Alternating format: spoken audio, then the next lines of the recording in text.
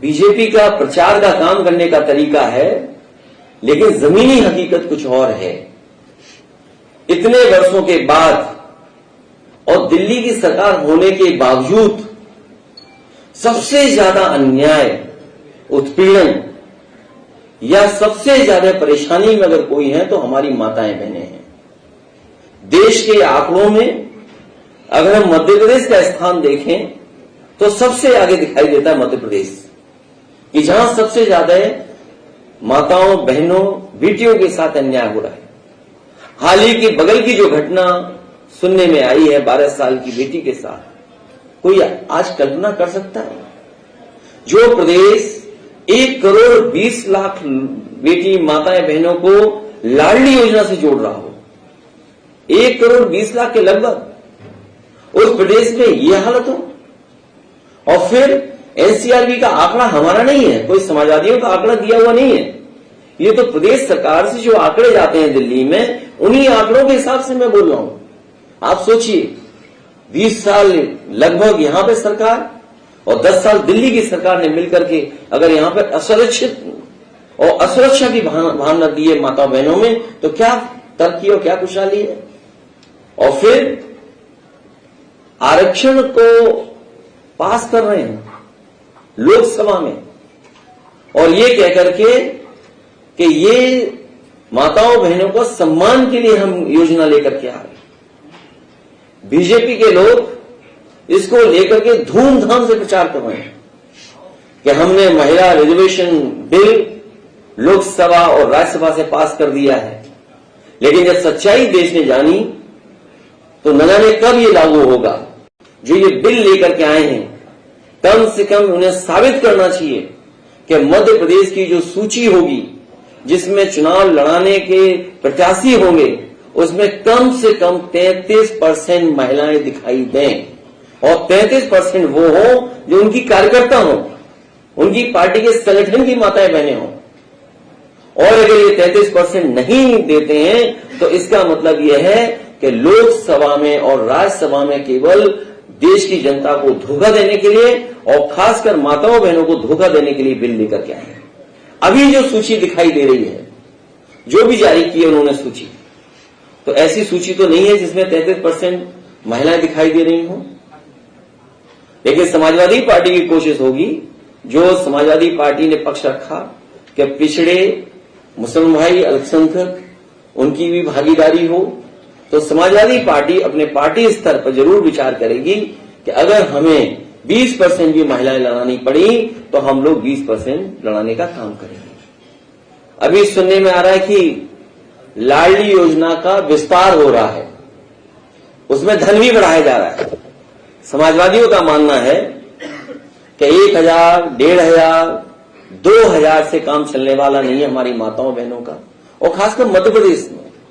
तो इसलिए समाजवादी पार्टी की मांग भी है और हम अपने घोषणा पत्र में भी शामिल करेंगे कि यहां की माताएं बहनें जो गरीब हैं, आदिवासी हैं, पिछड़ी, दलित या किसी वर्ग की हों, उन्हें कम से कम 6000 रुपया मिलना चाहिए। ये सवाल कर सकते हैं लोग कि 6000 कैसे देंगे आप, जब आप रजिस्ट्री में 1% ले रहे हैं रजिस्ट्री कराने में। हमारे प्रदेश में तो रजिस्ट्री फ्री मानिए, नई योजना आ रही है। आपके अगर ब्लड रिलेशन में कोई है तो मामूली पैसा लगता है, आप रजिस्ट्री करा लीजिए। तो 1% भी क्यों यहां, तो 1% भी क्यों यहां। जो बिजली का सपना दिखाया जा रहा है कि देश में, और कहने को ये भी कह रहे हैं कि दुनिया में सबसे बड़ा सोलर प्लांट है। अगर दुनिया का और देश का सबसे बड़ा सोलर प्लांट है तो आखिरकार बिजली क्यों नहीं मिल रही मध्य प्रदेश के गरीबों को, और सस्ती बिजली क्यों नहीं मिल रही। सुनने में तो आता है कि दूसरे प्रदेशों से भी महंगी बिजली मिल रही है, और सोलर प्लांट की बिजली न जाने किन वीआईपी तारों से सीधी दिल्ली जा रही है, मध्य प्रदेश की जनता को नहीं मिल रही। जमीन मध्य प्रदेश के लोगों की, सूरज मध्य प्रदेश के लोगों के जमीन पे आ रहा है, बिजली जो बन रही सूरज की रोशनी से वो सीधे दिल्ली जा रही है, लेकिन यहां के लोगों को महंगा बिजली का बिल देना पड़ रहा है। किसान की आय दोगुनी की बात की, और दिल्ली के स्तर पे बात की गई कि हम सरकार में आ जाएंगे तो किसानों की आय दोगुनी कर देंगे। मुझे नहीं पता कि गेहूं की खरीद कैसे हुई होगी, या और फसलों की खरीद कैसे रही होगी, धान की खरीद कैसे की होगी, क्या कीमत किसान को मिली होगी। मैं जानता हूं उत्तर प्रदेश में भी किसानों को ये कीमत नहीं दे पाए, और मध्य प्रदेश में भी वही स्थिति है कि यहां भी गेहूं या धान किसी फसल की ये आय दोगुनी नहीं दे पाए। और उसका परिणाम ये है कि आज भी किसान दुखी है, बुरे हाल में है, आर्थिक स्थिति उसकी चौपट हो गई। और इन्होंने कुछ कंपनियों को लाइसेंस देकर के पूरा का पूरा गेहूं खरीदवा दिया।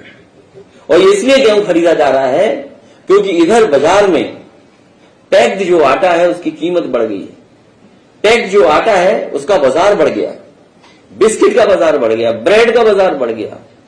तो इसलिए ये बड़े उद्योगपतियों को मुनाफा देने के लिए इन्होंने लाइसेंस देकर के पूरा का पूरा किसानों का मध्य प्रदेश का गेहूं खरीदवा दिया।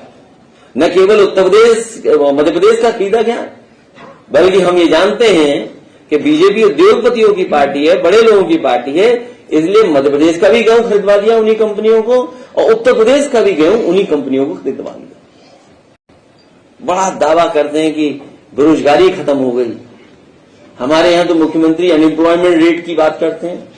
मुझे तो नहीं पता कि यहां पर मुख्यमंत्री अनएम्प्लॉयमेंट रेट की या एम्प्लॉयमेंट रेट की बात करते होंगे, क्योंकि बड़े पैमाने पर नौजवान बेरोजगार है। इन्वेस्टमेंट मीट हुई यहां पर, इस जगह ही हुई है इन्वेस्टमेंट मीट। G20 का भी आयोजन में देख रहा हूं, झंडे, दुनिया के झंडे जो लगे थे उनका रंग उतर गया है। और रंग इसलिए उतर गया कि वो देश कुछ देख ही नहीं गए अपने देश को, न कोई इन्वेस्टमेंट आया होगा। तो अब उसी बहाने से उनका रंग उतर गया है। इन्वेस्टमेंट तो आया नहीं, जब इन्वेस्टमेंट नहीं आया तो झंडों का रंग भी उतर गया। तो हर वर्ग के लोग आज दुखी हैं, और मध्य प्रदेश में परिवर्तन होना तय है। इस परिवर्तन में इंडिया गठबंधन में समाजवादी पार्टी के लोग साथ हैं, और हमें उम्मीद है कि समाजवादी पार्टी पूरी जिम्मेदारी से और अपने निष्ठावान कार्यकर्ताओं को लेकर के चुनाव लड़ेगी। पहले से ज्यादा सीटें समाजवादी पार्टी जीतने जा रही है।